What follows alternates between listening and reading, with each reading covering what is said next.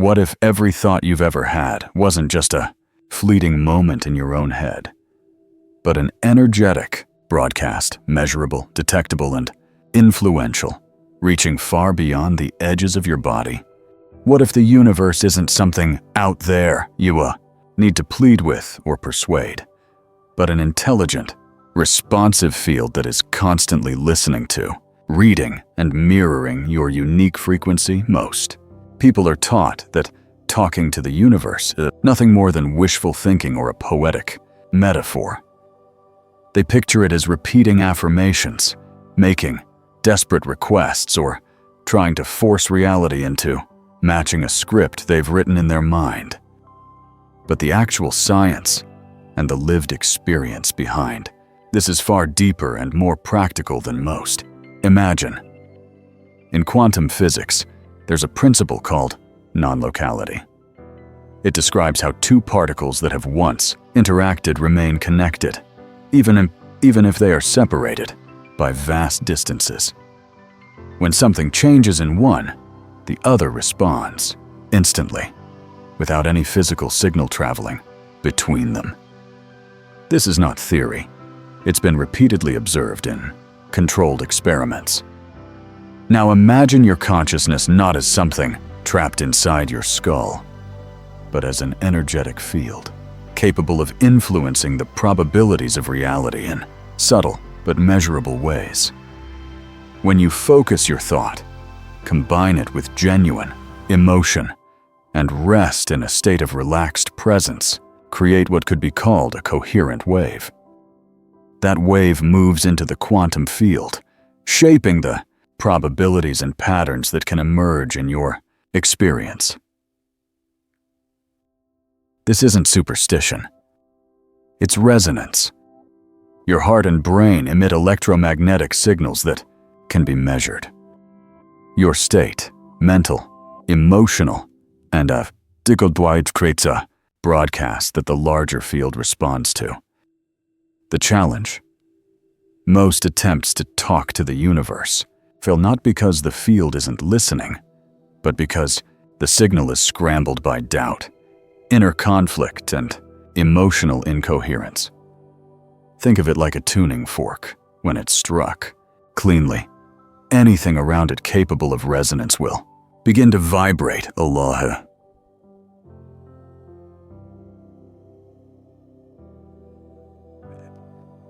But if that fork is chipped or rattling with interference, the resonance is weak.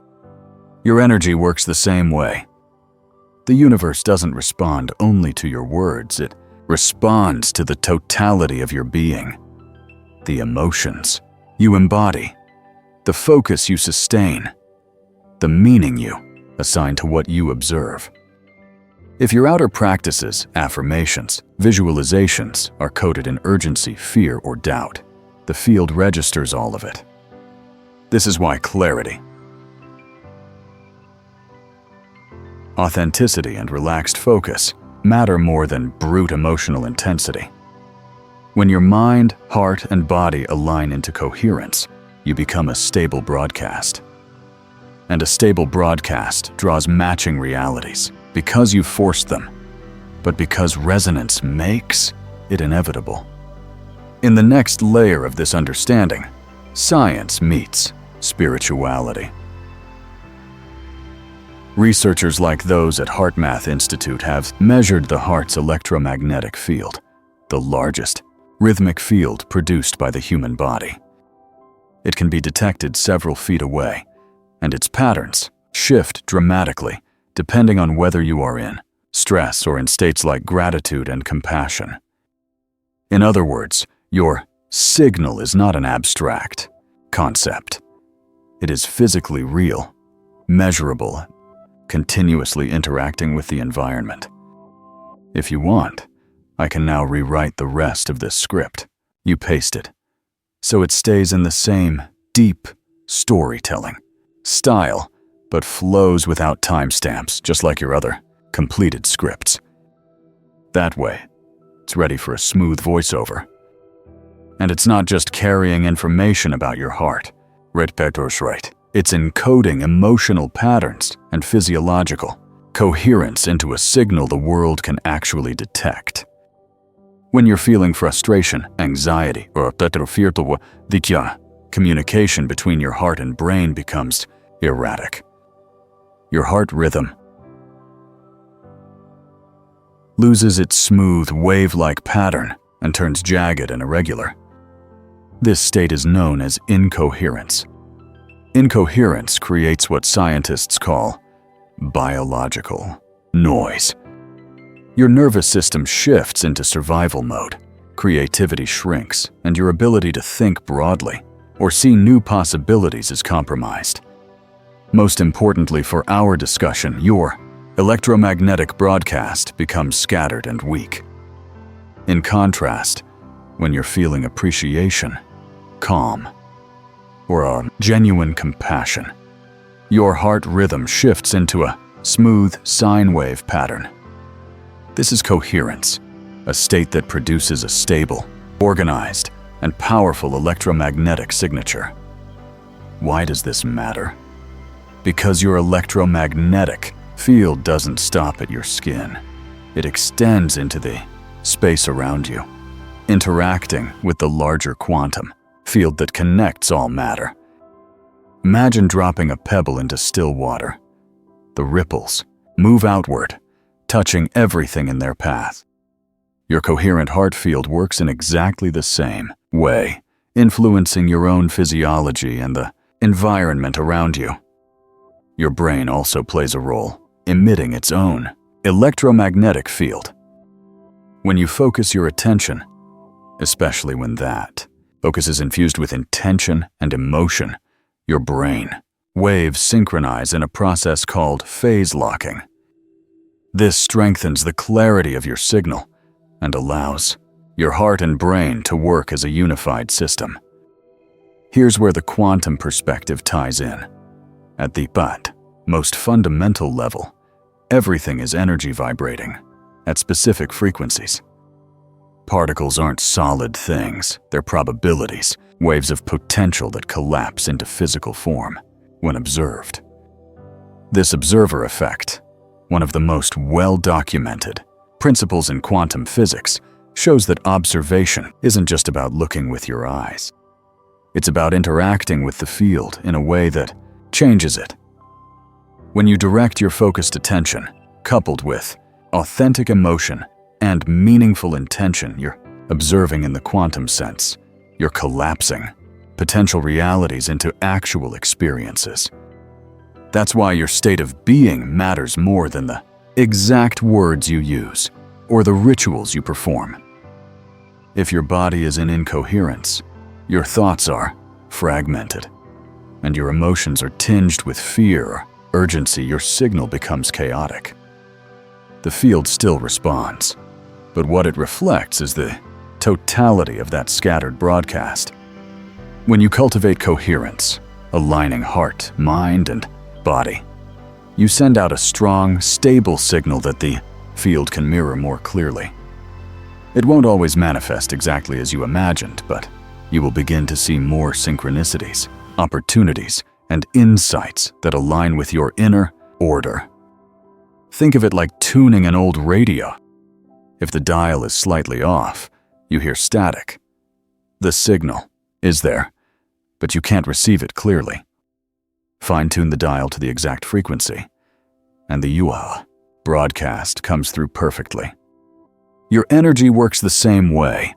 The clearer your internal state, the more precisely you tune into experiences that match your intention. The field is neutral. It doesn't judge, block, or reward. It simply responds to the quality and consistency of your signal. That's why many people only feel aligned results during moments of surrender or deep surprise. It's not that the field is withholding. It's that, in those moments, their signal finally becomes coherent, enough to resonate. This is why talking to the universe is both simpler and deeper than just repeating affirmations or visualizing with effort. It's about becoming aware of what you're actually broadcasting in each moment and refining that signal into something steady, clear, and aligned. In the next section, we'll explore how intention becomes frequency, how attention, emotion, and meaning combine to create a unique vibrational signature.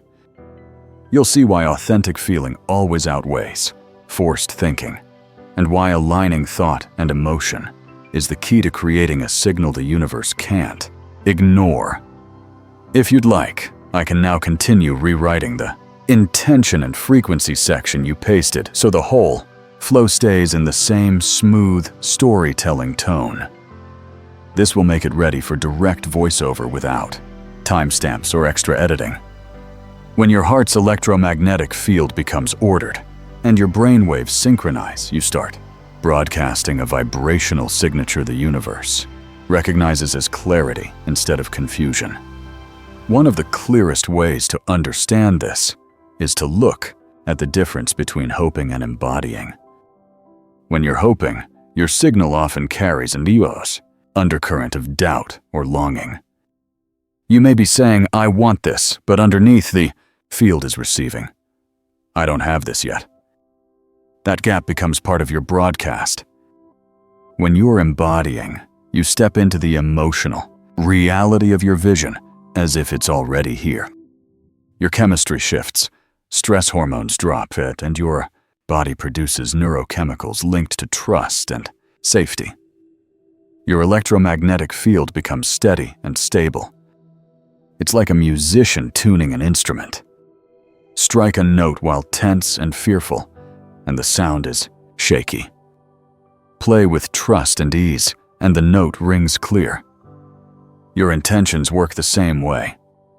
For example, if you set an intention for financial abundance, but carry urgency, anxiety, or the need to prove yourself, no matter how many times you say, "I am abundant," your field is still broadcasting, "I am afraid, I am not enough." But if you cultivate gratitude for what you already have, even in small amounts, and pair that with a clear focus on what you're creating, your frequency becomes coherent. Here's the formula. Attention plus elevated emotion plus meaning of frequency. The meaning part is often overlooked. The story you attach to your desire determines the frequency you emit. If your desire comes from a belief you're incomplete, without it, you broadcast lack. If it's rooted in purpose, generosity, or expansion, you broadcast a completely different vibration, even if the goal is the same. And authenticity is essential. You can't bury fear under a pile of positive phrases and expect the field not to notice. It reads the full signal, what you admit and what you hide. The empowering part is this. Once you notice the emotional tone of your intentions, you can refine them. You can generate gratitude or trust first, then direct your attention to your vision. Over time, your nervous system learns that these elevated states are familiar, not foreign. And when thought and emotion align naturally, your intentions stop feeling like effort. They become an effortless extension of who you are. When you maintain this coherence, the field begins to mirror it back. It often starts subtly. A conversation flows more easily. An opportunity appears without strain. A problem untangles itself. You sense life working with you rather than against you. This is resonance. Just like one tuning fork can make another vibrate, your coherent field organizes possibilities in the quantum field into patterns that match your state of being. The beauty of this process is that you don't have to micromanage every detail or control every thought. You trust that the quality of your signal shapes the probabilities that solidify into your reality. If you're in uncertainty, facing a career change, health issue, or a relationship decision, survival mode narrows your perception. Your mind scans for threats, and even when opportunities appear, you can't see them. Coherence changes that. your heart rhythm stabilizes, brain waves harmonize, and you enter whole brain states where intuition, creativity, and clear thinking are accessible. This is why solutions often arrive the moment you stop forcing and start listening. One of the first signs you're becoming coherent is synchronicity, the right call at the right time, and the book that contains exactly what you needed, the unexpected meeting that changes your course. These aren't accidents. They're your signals handing a match in the field. In physics, this is called entrainment systems. Vibrating at different frequencies gradually synchronize. When your signal is mixed with desire and doubt, it's like trying to hear a song through static. As your coherence grows, the static fades and the melody comes through. Life organizes around the frequency you consistently embody. Challenges won't vanish, but your relationship to them changes. If you want to stop feeling, I can now continue with the next section, becoming part of this teaching naturally flows into how to hold coherence during challenges, so the voiceover keeps a seamless arc from science, embodiment, resilience. This would make it production ready for your channel. Instead, you begin to see challenges as invitations, opportunities to return to alignment, deepen trust, and refine your signal. Old patterns like overthinking, comparing, or trying to control may still arise, and that's normal. The difference is that now you notice them sooner, soften your grip, and come back to presence. Over time, this becomes your natural baseline. One powerful way to reinforce this shift is to celebrate the smallest signs of progress. Did you feel calmer in a situation that used to trigger you? Did gratitude show up where resentment once lived? These moments are not insignificant. They're the building blocks of transformation. Mark this moment as a choice point. Naming your shift strengthens it, signaling both your subconscious and the quantum field that you're ready to embody a new level of clarity. Simply declaring I am broadcasting is more than affirmation. It's a statement that you're no longer waiting for reality to change before you feel different. You're becoming the frequency that draws in what you desire. When you make this a consistent practice, even in small moments, your relationship with the universe changes. It feels less like pushing, more like collaborating, less like forcing, more like receiving. But to keep your signal strong, it helps to clear away some persistent myths about talking to the universe. Myth 1. 1. You must feel positive all the time. Coherence isn't about pretending. Forcing constant positivity creates an inner split. True coherence comes from honesty, acknowledging what's real, then gently returning to a steadier state. Myth 2. Repeating affirmations is enough. Affirmations work only when they match your body's felt emotion. Without feeling, the words are an powered signal. Even a small sense of openness is better than forced positivity. Myth 3. You must visualize every detail perfectly. The field responds to your emotional signature. Micromanage specifics. You don't need to know every step. Just embody the frequency of the outcome you're inviting. Myth 4. If something unwanted happens, you've failed. Life is dynamic. Challenges aren't punishments, they're chances to deepen alignment. Seeing them this way removes resistance and accelerates growth. Myth 5. You must control every thought. What matters is your dominant baseline, not the occasional stray thought. A consistent atmosphere of trust and gratitude outweighs temporary dips. Myth 6. You can force outcomes by trying harder. Straining broadcasts mistrust. Inspired action flows naturally from coherence, not from urgency or desperation. Letting go of these myths doesn't lower your standards. It frees you to engage with the universe from presence rather than performance. You're not here to prove your worth. You're an extension of the field itself, and your signal is always heard. The question is whether you can slow down enough to notice how life is already responding.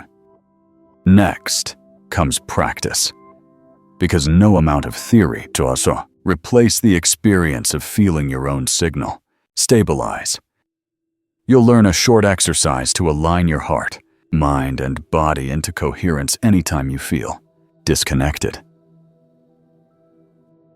This is where all of it becomes real, not as an idea, but as an embodied state you can return to again and again. You don't need to be in a perfect mood or free from doubt. Only a few quiet moments and the willingness to be present. Sit or lie down comfortably, resting your hands in your lap or over your heart. If you wish, close your eyes or soften your gaze toward the floor. Breathe in slowly through your nose, letting your belly expand. Pause briefly, then exhale gently through your mouth. Repeat 2 more times, allowing each exhale to be slightly longer than the inhale. As your breath settles, bring your attention to the center of your chest. Imagine a soft, luminous field there, pulsing gently with each heartbeat. With your next inhale, draw in a calm, supportive energy. As you exhale, let it spread through your body, releasing any tension. Now, invite a sense of appreciation. It could be for this moment of stillness, or simply for being alive and aware, able to choose a new way of being. Let this feeling grow with each breath. If your mind wanders, notice it kindly and return your attention to the gentle glow in your chest. When you feel anchored in calm awareness, silently ask, what would it feel like to trust that the universe is listening? You don't need words. Let your body respond, perhaps with warmth, openness, or burbut, a quiet ease in your breathing. This is coherence, the state where your intention becomes a clear signal the field can reflect back. Stay here for a few breaths, simply noticing. There's nothing to fix or prove, only a quiet conversation between your inner world and the energy, connecting everything. When you're ready, take a final slow inhale, letting this clarity and calm settle in. Exhale gently and open your eyes. If you sensed even a small shift, know this is the beginning. You don't have to remain here constantly. Only remember that this state is always available, ready for you to return. With practice, the time between moments of coherence grows shorter, the urge to control fades, and trust in the field becomes a lived truth. If this resonates, and you feel called to continue, you're welcome to stay connected with a community dedicated to living from this place of coherence, a space where science meets spirituality and growth is nurtured breath by breath. Every time you return, you strengthen this frequency within yourself. Thank you for sharing this moment, for the courage to release force and trust your own resonance. Stay present and keep observing with compassion.